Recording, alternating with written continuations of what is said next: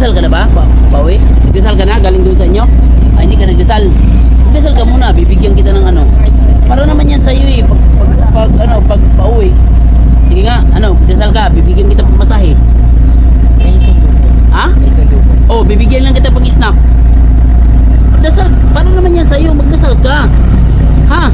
O sige, magdasal ka nga, dito ka, lakasan mo. Dito, ligi. Magdasal ka, pauwi para safety ka makauwi sa bahay nyo. Ganun yun yung purpose doon. Oo, sige, magdasal ka. Kahit anong dasal. Oo, basta ayusin galing sa puso, ha? Kasi para pakinggan sa Panginoon. Ha? O sige, tatlo tayo ni Angel. Sama mo kami pag biyahe din namin, ha? Sige, pray.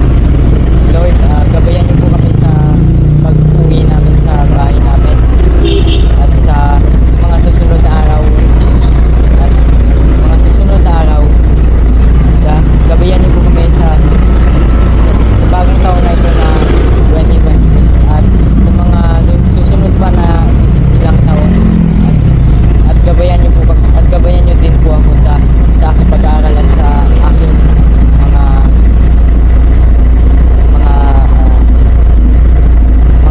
test exams, gano'n. Gabayan niyo din po sila sa pag-uwi nila sa pagbibiyahe nila. Gabayan niyo po kami sa kahit anong masamang espiritu ba o din mga demonyo. Gabayan niyo po kami at sana po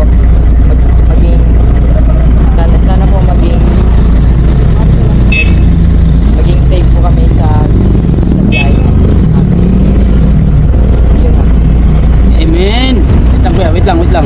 Galing mo kuya magdasal, ah.